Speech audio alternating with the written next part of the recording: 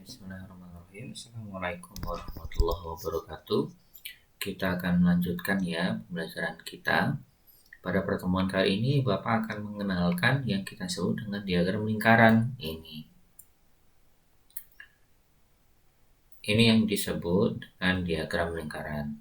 Nah, diagram lingkaran bentuknya seperti ini dari data yang kita miliki dan biasanya ditampilkan dalam bentuk persen.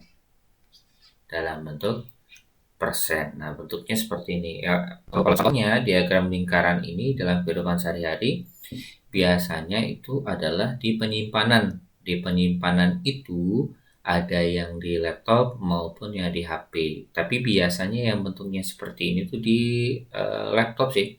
Bentuknya lingkaran seperti ini ya.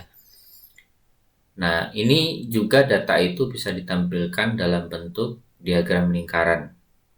Kira-kira bentuknya seperti inilah. Ini hanya ini saja ya. Bentuknya seperti ini.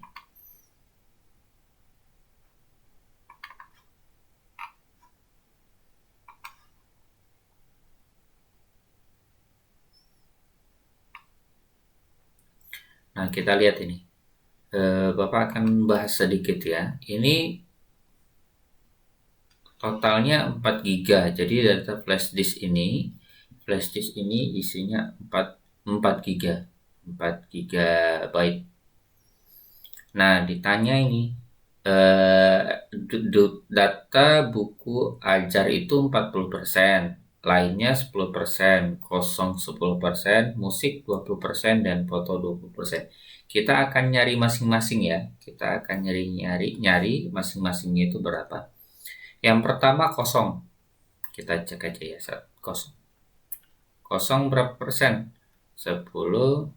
Kalau ditanya berapa giga 10% itu, ya kita ini aja. Berarti kan kita udah belajar yang masih ingat yang persentase untung rugi nggak? Ya berarti kan 10% per 100 dikali 4 giga itu aja. 4 giga kan kita tulis aja ya biar enak ya. Jadi 4000 MB kan. 4000 MB. Kita coret aja 0101, coret berarti sisa 400 MB gitu. Kalau musik, kalau lainnya berarti sama ya. Lainnya berarti berapa? 400 MB. Kemudian yang ketiga musik. Musik ini kan sama dengan 20% ya.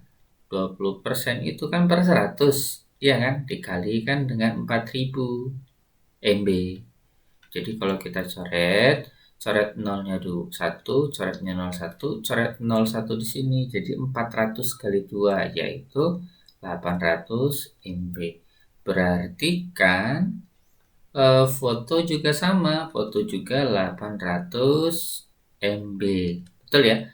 Dan yang terakhir itu adalah data ajar. Data buku ajar. 40% ya. Data buku ajar itu sama dengan 40 per 100 dikali 4000. Coret nolnya 1, coret 01, coret 01 MB ya. 4 kali 4 berapa? Yaitu 16, nolnya ada 1, 2. Betul ya, jadi 1600. Kalau kita jumlahkan ini, kita lihat ya. 4 tambah 4 800 ya. 800 tambah 800 1600 ditambah 800 pas. Jadi totalnya itu adalah 4 giga. Jadi kalau persentase nanti ini per 100 dikalikan berapa isinya gitu.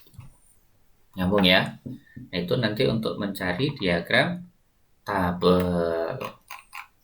Nah, kalau sudah bicara tentang diagram tabel, kita akan masuk ke kegiatan 9.2, yaitu menentukan rata-rata atau mean.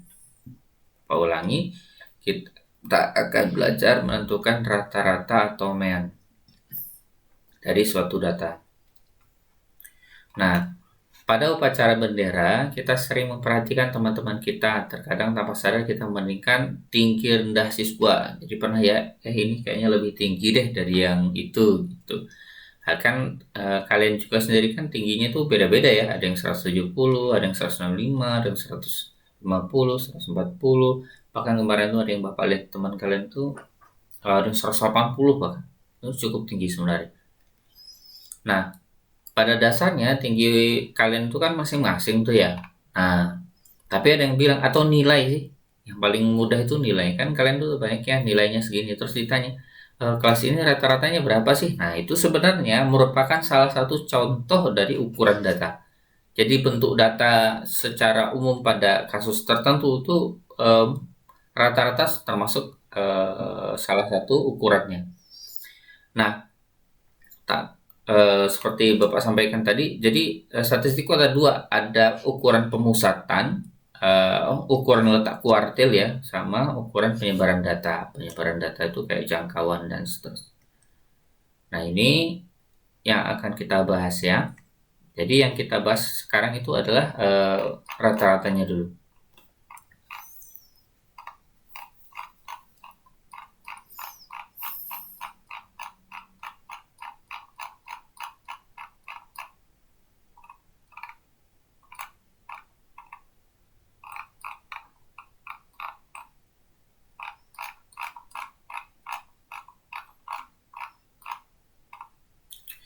Nah, kita lihat ya. Ini adalah tabel yang menunjukkan curah hujan ini dari datanya dari BPS ya. Kalau kalian mau nyari data bisa dicari di BPS sih. BPS itu salah satu lembaga di Indonesia yang punya data yang banyak dan lengkap. Jadi ini dari pernah dengar curah hujan ya, misalnya curah hujan di Jakarta berapa sehingga menyebabkan banjir, nah gitu kira-kira. Ini curah hujannya setiap bulan,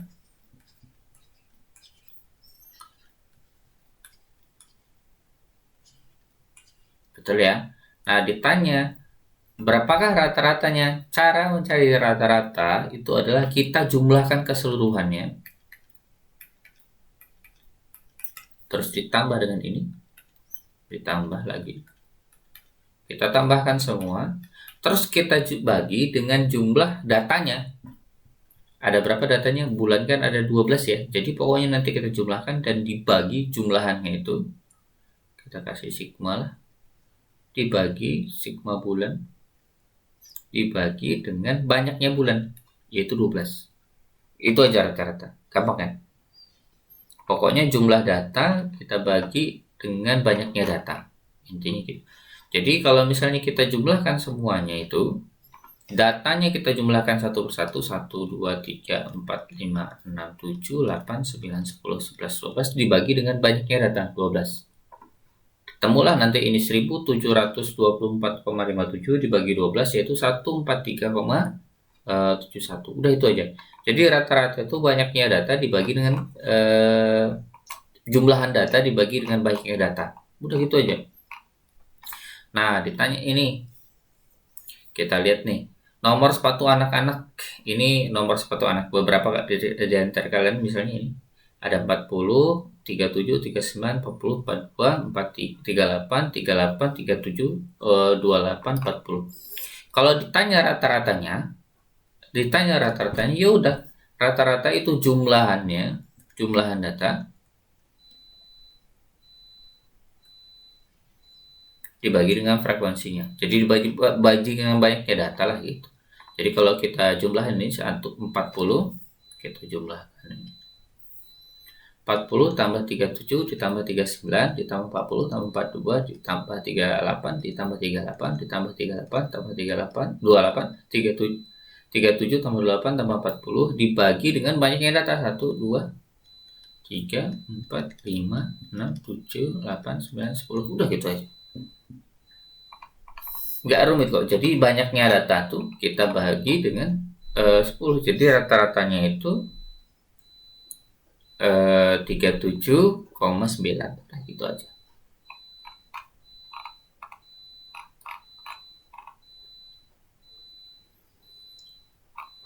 Nah, ini apa sih namanya? Masalah-masalah yang berkaitan ya. Oke, itu saja.